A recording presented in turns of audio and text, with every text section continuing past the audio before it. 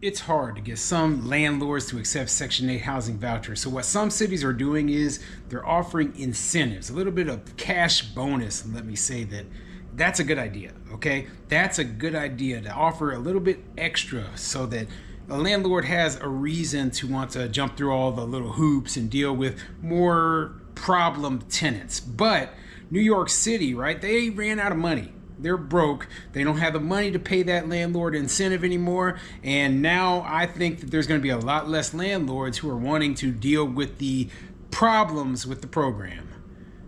I'm Tony, and this is Real Estate Investing and Landlord News. So I have an interesting topic for you today, and it's coming out of New York City, and it has to do with Section 8 program incentives that they pay landlords so that we want to participate, okay? Now, I've mentioned before that the only way that you're going to get a lot of landlords to want to participate in this is if you pay us more than the market rate rent, okay? Because the extra hoops that you have to jump through, the problem tenants you have to deal with, and the other issues you have with the program, well, getting paid the exact same amount of rent that you would from a regular tenant, that just, there's no incentive. There's no reason why a landlord would rather deal with your Section 8 program than just getting a regular tenant, okay? So that's part of the reason I left the program. But New York City, they saw this and they were realistic and they said, hey, we're going to incentivize landlords with an extra month of rent, okay? Just a bonus month, essentially. And in my opinion, that is a good motivating factor. So if you're charging, let's just say as an example, $2,000 a month of rent, you're getting an extra $2,000 just for taking a Section 8 tenant.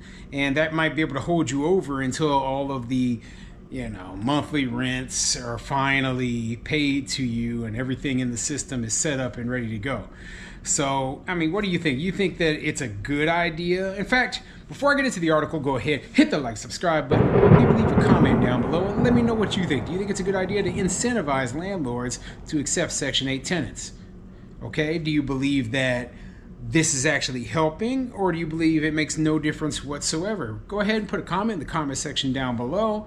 I'm kind of curious. Like I said, I believe that it is helping incentivize some landlords. Now, I don't know if it's making a huge difference or not. I don't know if it's enough money to make a big difference, but the last thing I want to see is regular tenants, ones who don't take vouchers, struggling to find units because the incentives and the pay of rent is so good from the government that regular landlords don't even want to rent to regular tenants. So anyway, let me get into the article. I want to tell you what it says. This article is coming from citylimits.org, and it says, City cuts key incentive for landlords to take city FHEPS housing vouchers. Let's get into it. In a cost-cutting measure, New York City's Department of Social Services, DSS, will end an incentive for landlords to take city housing vouchers that offered them 1 month's rent while the city processes tenants' applications. Landlords, advocates, and voucher holders say the change will make using the already hard-to-use vouchers even more difficult.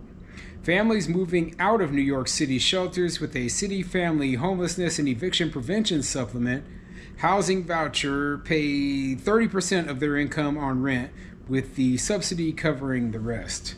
So yeah, sounds like pretty basic, their Section 8 or housing voucher, whatever they want to call it, requires that the person pay 30% and they cover the other remaining 70%. Now here's where the issue lies, okay? If market rate rent is $2,000 a month and you're talking about, hey, I've got this tenant over here with a full-time job, I don't have to, wait for the government, I don't have to jump through any bureaucratic hoops, and I get my money immediately. Or you have, we have a Section 8 tenant over here, and I have to jump through 1,000 bureaucratic hoops, get my property inspected. I have to do all this nonsense in order just to get that person up in my unit. Well, you're going to choose the person over here where you don't have to do any of that stuff. But, if I remember correct, New York is one of the states that has the law that requires you to accept Section 8. So obviously I can't tell you guys up in New York, hey, don't even waste your time participating in the program, because, hey, you're required by law to do it. And as I've said many times before, follow the law in the jurisdiction where you're investing. Otherwise, you will get caught up eventually. Maybe you'll get lucky, I don't know, but the odds are against you. And I don't believe in giving people bad advice. And I'm a law-abiding person myself, so even laws I don't agree with, I follow them, but I fight them behind the scenes, okay? But finding an apartment can be a real challenge for voucher holders because of discrimination and a tight housing market. Landlords sometimes hesitate to accept tenants who use the program because it can require waiting for the city to inspect a unit and process a housing voucher application, foregoing rent from a market-paying tenant who could move in sooner.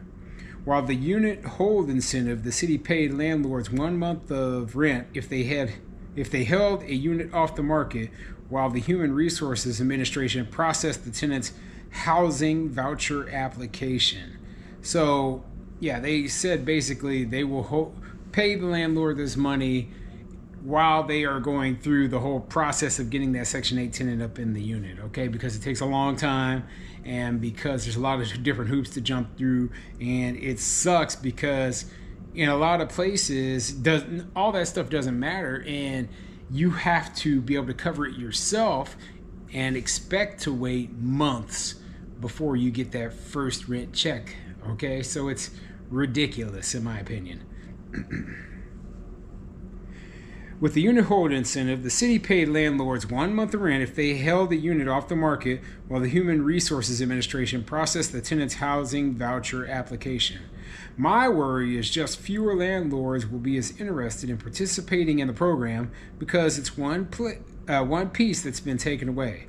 So it just potentially reduces the pool of people available willing to rent to people with vouchers, said Laura Lazarus, CEO of Anthos Home, a group that works with the city to recruit private landlords to rent to voucher holders. And, you know, my problem is you talk to this person, of course they're going to be highly opinionated in one way. And, man, I am just tired, okay? But anyway, I'm going to stop here. Go ahead and put a comment in the comment section down below.